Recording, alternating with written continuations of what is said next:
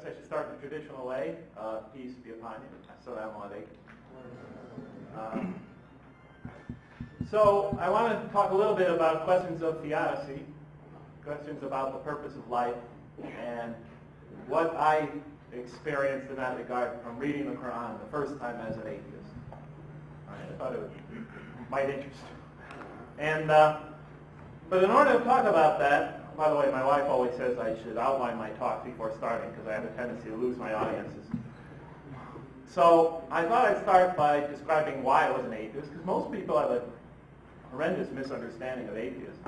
And a lot of people think it's just motivated by hedonism or greed, hedonism or arrogance or things like that. I think it's deeper than that very often. And so I would like to explain why I think I became an atheist, and then I'd like to talk to you about what I felt the Quran has to say about the existence of man and humanity and our purpose. And I thought I'd present that against the backdrop of my first reading of the Quran. Does that make sense? Okay. Sorry, I keep saying it does not make sense, but I teach mathematics. All right. Well, let's see. Well, how should I begin? I guess I'll begin with my mom. In homage to my mom, I like to say that she certainly wasn't the reason why I became an atheist. My mom was the most beautiful person. I know she's my mom, and I'm biased, but seriously, she was the most beautiful, one of the most beautiful people I've ever known, if I try to think about that objectively. She was a very devout Roman Catholic. She was not the type to live her religion on her sleeve, though. She wasn't the type to try to push her faith or her religion on anyone else. But she just lived it day by day in her daily life, through her actions. She was the most giving and charitable person I've ever known, and never asked for any recognition in return. Really, she never really got it and never really wanted it. She used to work at 3030 Park Avenue in Bridgeport, Connecticut, in a ward for the terminally ill. She was the head nurse on that ward. And when I used to go and pick her up from work at the late night shift, I used to walk down the halls to find her, and her patients, her clients, used to call me over to their bedside. Now, these are people on their way out in life. And they used to call me over and tell me, Jeff, your mother is the most wonderful, the most compassionate person I've met. Many of them would say. I remember when she died, person after person came up to me and described my mom. They said, Jeff, your mother was a true saint. Like I said, she was extremely charitable.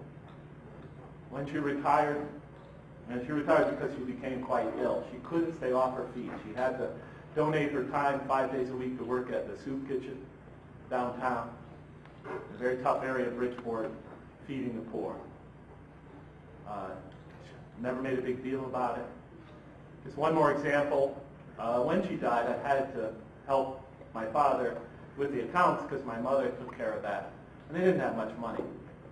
But just before she died, she had about $30,000 left in her checking account. That's all my parents had to their name.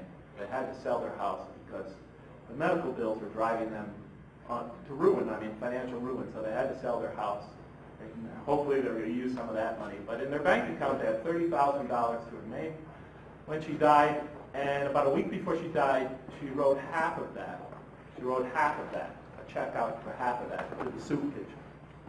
And she had no idea that she was going to die suddenly of a heart attack 1 week later. To write out half of all you had in a charitable donation, I think really says something about a person's religiosity. Not just religiosity, but human kindness. But in any case, of course, as her son, that's not what I remember most about my mom. What I remember most about my mom is how hard she worked to give my 4 brothers and I, we had no sister, how hard she worked to give my 4 brothers and I as normal and as balanced and as happy a life as she could provide us. And that was despite the handicap that we had acquired. And the handicap that we had acquired, I'm sad to say, and you probably already guessed it, was my dad, was my father. I don't know what it was with my father. Can you hear me all right? But my father was an extremely volatile man. He was one of the most violent people I've ever met. And he was extremely volatile. He had this inner rage boiling inside him.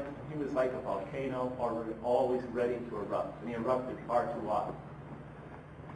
And every night he tried to quell that inner rage with hard drinking. But his alcoholism only made him all the more unpredictable. For he could be, honestly, we could be at the dinner table and he could be laughing and joking one moment, and then a second later something would trigger it. You'd never know exactly what it was. And then he would interpret something through the contortion of his alcoholism, and he would get enraged and he would fly off the handle. And once that was triggered, for the next several hours we would have a violence running through that house like you couldn't believe. I used to describe it like, here comes the tornado. When I got older. Of course, when I was a young kid, I was speechless. But it was worse than a tornado. Because now I live in Lawrence, Kansas, and I know what tornadoes are like. And the good thing about tornadoes is, yes, they're violent, they're scary, they're vastly destructive, but they end quickly. And when my father erupted, it didn't end quickly. It would last several hours and would take a good deal of hard drinking. And several hours before he would finally go to sleep. Go to sleep. So living with my father, and like I said, this used to seem like it was a daily thing. I know it wasn't. Couldn't have been. Or we'd all be dead now. But, it seemed like it was at least once or twice a week. Once or twice a week.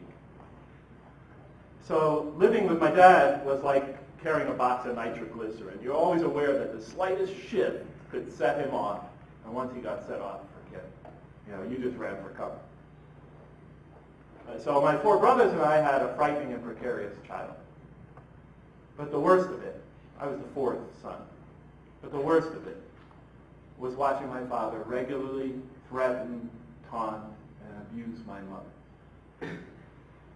It's really not so bad when you're a child and you are the young boy, and you are the target of your father's violence. It really isn't. You're too young to even comprehend what's going on. And at the moment of attack, you just want to get out of there. You're just trying to escape. You're not thinking about the psychological and emotional repercussions and after effects. You're just trying to save your hide. And when it's finally over, you might even excuse the onslaught. You think maybe you deserved it. If not for something you did this time, then maybe for something you did in the past and you felt you got away with it. Sometimes you could rationalize it, pass it on. Maybe the next day's nice to you. And you tend to be very forgiving, at least in the early days.